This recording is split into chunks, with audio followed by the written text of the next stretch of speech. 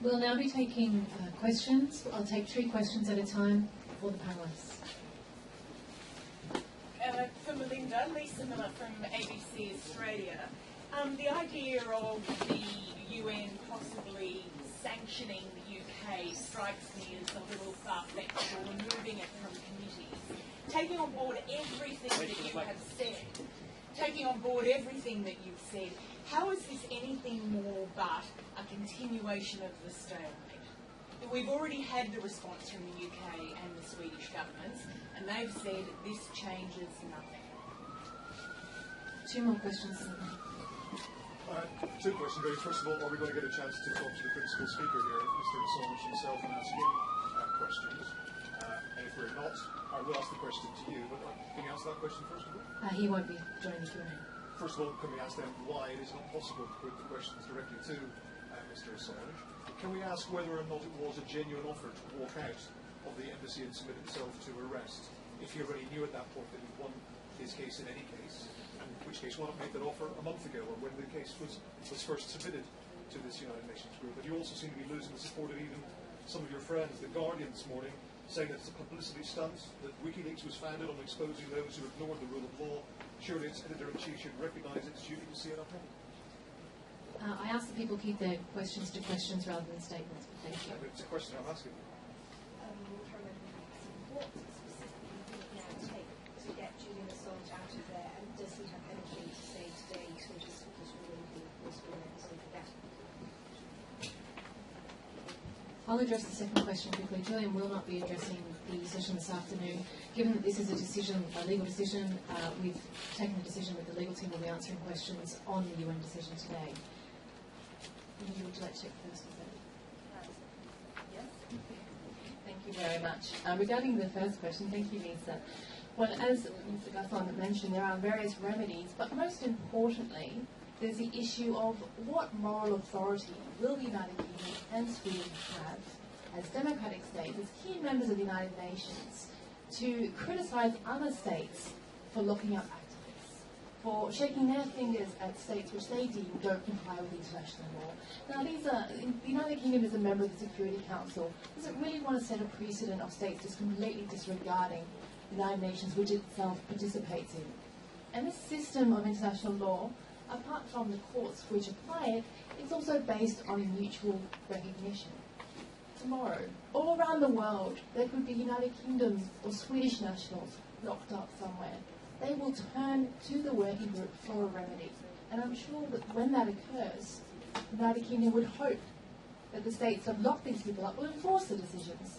So rights are universal. They apply not just in rogue nations, they apply in the United Kingdom and Sweden. And unless the United Kingdom and Sweden want to join those rogue nations, they really do have to comply. Now, regarding the third question, what will it take to get Mr. Assange out of the embassy? What the decision stresses is his right to effective freedom of movement, but also that his liberties must be compatible with his fundamental rights. And it's quite notable that they mention his right to safety and protection. As a practical matter, for his right of movement to be effective, he would need his passport to be returned.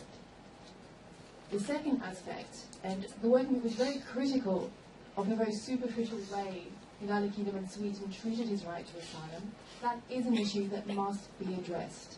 He was granted asylum under the terms of the 1951 Refugee Convention. The United Kingdom and Sweden are parties to this convention, and they are obliged to give due weight and appreciation to Ecuador's valid and well-founded determination. Now, as to the question as to what Julian would say to the women involved, now the process requires that Julian be questioned so his voice can be heard, and that's the very crux of the complaint and the decision, that for 5 years the Swedish prosecutor was obliged to speak to Julian, to hear what he had to say. He offered himself up for questioning in Sweden, in London, and in the embassy. He said, come to the embassy and interview me, or I'll do it by video link. And this is something which occurs in numerous cases in Sweden, but out of hand the prosecutor refused to do it. And that's what made the investigation grind to a halt. It wasn't Julian, it was a prosecutor. And that's what's very clear on today's decision. May I ask a quick follow-up? Because things have changed since... Wait for the microphone, please. A quick follow-up. Things have changed since that complaint was submitted and the Swedish prosecutor offered to come to London.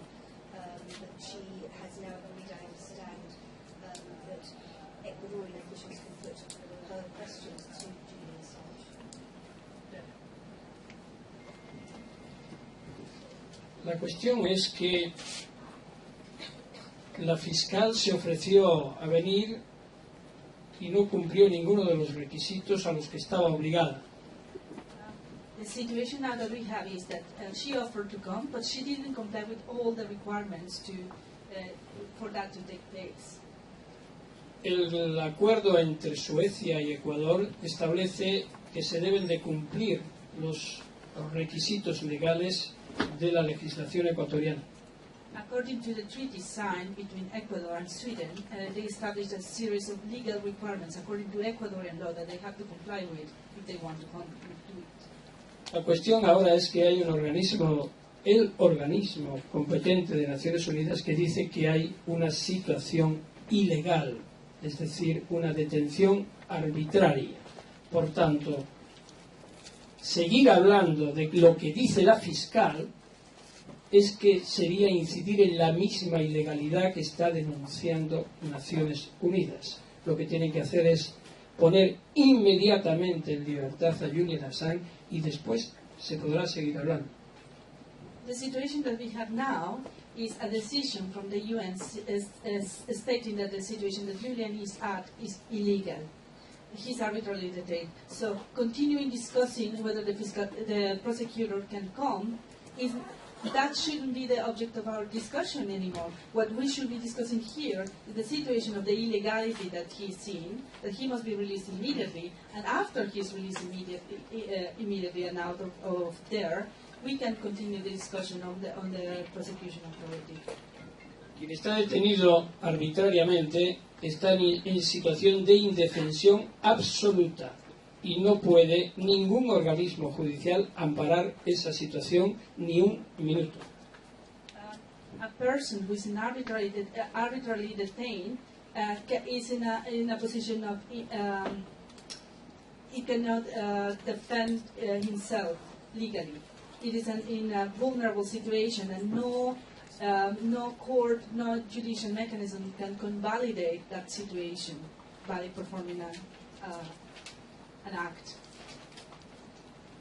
I'd also just like to give Christoph the opportunity. I just want to add, if you have finished, yeah? About this situation. Of course, this case is very, very complex in the sense that there are so many states involved: Sweden, Ecuador, the UK, Australia, the US. So it makes it very difficult to know how it's going to happen when you look at the international criminal side of it. And what is very important, the question of questioning Julian Assange in the embassy, is that the prosecutor, the Swedish prosecutor, refused until May 2015, which is, we know that the facts were in 2010, so it's 4 or more years. He refused to do this usual multilateral cooperation with the UK, and it's only because the Supreme Court said or made understand to the prosecutor, the Swedish Supreme Court in May 2015, that the prosecutor began to think, okay, I'm going to do it. But you don't do an interrogation in an embassy like an interrogation in a police station like everywhere. And what the prosecutor, she sent an email to the ambassador. It's totally crazy. It's totally against every rule of international law. I mean, if you want to do some cooperation, you have to send information to the Foreign Affairs. That's really the sovereignty between states. But that was not the way it was acted. So a lot of time was lost because she behaved, I would say, not very fairly. And afterwards, after analyzing the situation, the conclusion was that a new convention, a new treaty had to be signed between the two states, Ecuador and Sweden. And that's not something easy. That's something that took time, and that also needs some procedural requirements. So that's why it took so much time. And 2 more questions. We have one.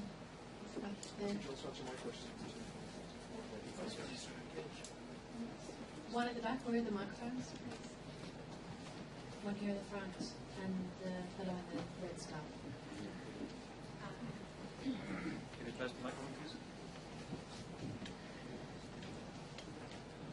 please? To make it very clear, why Julian doesn't just walk out from the embassy, and is he afraid to end up in the USA jail? This question is here in the front.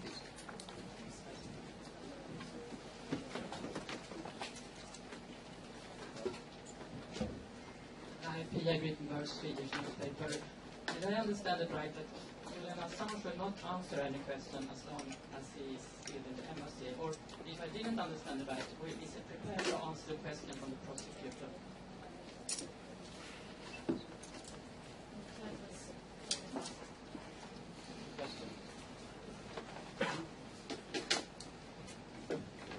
Rob Rumby, ARD Television, Germany. If it is the moral victory you suggest it is, why doesn't he dare the authorities to arrest him by walking out the front door?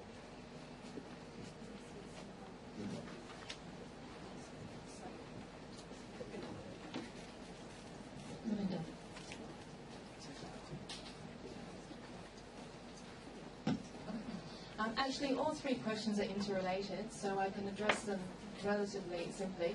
Yes, Mr. Assange is not walking out because of a risk to the United States, and that's a risk which hasn't been addressed by Sweden and the United Kingdom. This case has always been about the fact that there's an ongoing investigation into Mr. Assange, into WikiLeaks of an unprecedented scale. It's about the fact that in 2012, when he walked into the embassy, the Special Rapporteur on Torture issued a finding that Chelsea Manning had been subjected to cruel and inhumane treatment. And that this had occurred while he was being interrogated into Mr. Assange. And of course, no one should have to expose himself to that risk. Why should Mr. Assange have to face torture, cruel, inhumane treatment? That's just not a question we should be putting to anyone in the world. Now, in question of why will Mr. Assange not answer the question, this is not why we're here today. The question is, why is an arbitrary detention continuing? The working group has found that there was a violation of arbitrary detention. He is subjected to cruel and inhumane treatment by being subjected to indefinite detention. Every day in detention is a crime. He should not have to be in detention any longer. You can't keep him there for the purpose of questioning. 5 years they had time to question him. They didn't use it. He needs to be released, and that's what the focus really is on. You can't maintain this situation any longer. Again, in relation to the third issue, I think I've answered as to why he doesn't walk out just like that, because there are issues which need to be addressed to secure his fundamental rights. La decisión del grupo establece que se le han privado sistemáticamente de los derechos que cualquier persona tendría en un proceso penal. The decision of the working group establishes that his rights has been rights of any person subject to a legal process has been systematically violated at all stages. No solo la libertad, sino el derecho a acceso al procedimiento. Not only his freedom, but his right to access to the procedure. El derecho a presentar pruebas de contradicción. The access to submit evidence of his innocence. El derecho a conocer las imputaciones. Even the access to the files and the documents of the proceeding, knowing what he's been accused of. Durante 5 años, la fiscal no ha tenido necesidad de interrogar. During 5 years, the prosecutor didn't have any need to interrogate him. Ha podido hacerlo durante esos 5 años. Because she could do it during these 5 years. Y parece que ahora quiere hacerlo cuando se reconoce que está en situación de una violación sistemática de sus derechos fundamentales, Julian Assange. Now it seems that she wants to do it, now that it is recognized that he is subject to a systematic violation of his rights. Julian Assange siempre ha dicho que está dispuesto a declarar. Julian Assange has always stated that he's willing to answer the interrogation.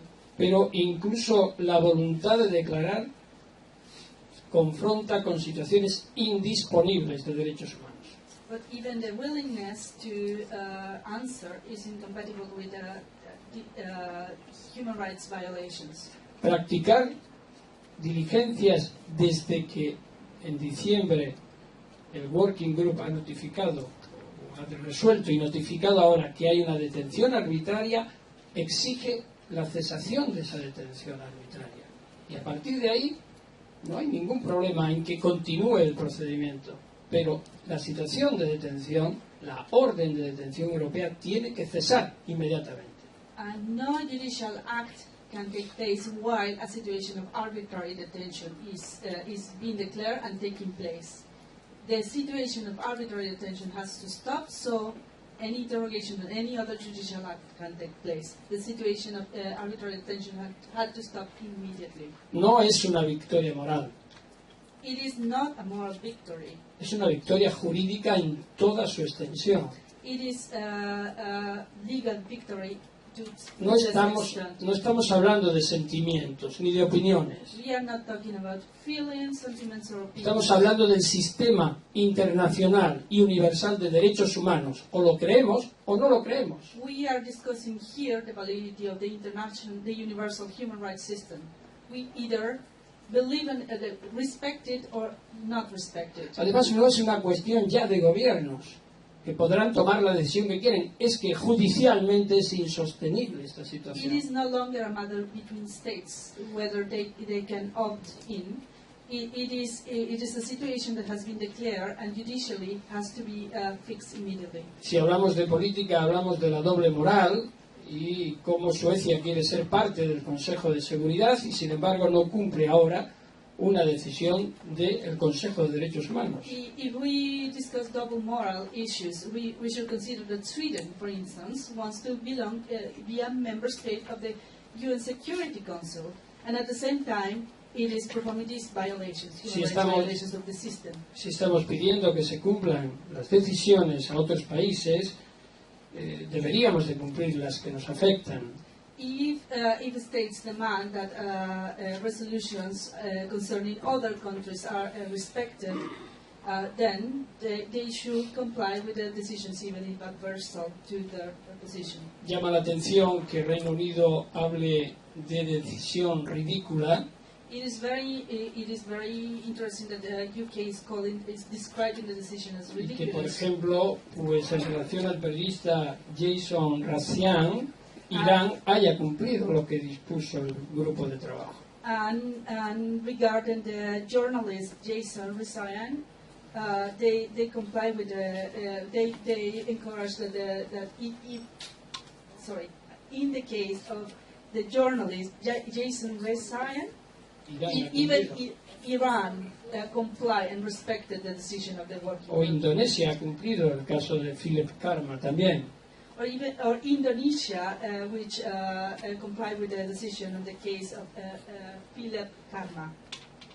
Y otros casos que son cumplidos por países que teóricamente no tienen el estándar de derechos humanos como Suecia o Reino Unido pretenden. And there are a series of cases and states complying with the decisions of the working group of countries that do not have the level and the human rights standards of Sweden or the UK. Y en cuanto a salir de la embajada, saldrá inmediatamente que la orden de detención se anule. And, es decir, cuando sea concedida la libertad. And regarding the arbitrary detention, regarding his exit to the embassy, to answer that question, he will be out of the embassy immediately when the European arrest warrant is cancelled and he can exercise his right of freedom of movement. En cuanto al asilo, el grupo de trabajo claramente dice que sin entrar a analizar si los estados lo reconocen o no, está justificada la actitud y la posición de Julian Assange ante el temor cierto que supondría una entrega a los Estados Unidos. Even if the decision does not study in deep the asylum question, they say that y se deberían de haber tenido en cuenta, léelo en inglés, 97.5. So I will read it. Irrespective of whether the grant of the asylum by the Republic of Ecuador to Mr. Assange should be acknowledged by the concerned states, and whether the concerned states could have endorsed the decision, and wish of the Republic of Ecuador, as they had previously done on the humanitarian grounds, the grant itself and the fear of persecution on the part of Mr. Assange, based on the possibility of extradition, should have been given fuller consideration in the determination and the exercise of criminal administration, instead of being subjected into a sweeping judgment as defining either merely hypothetically or irrelevant.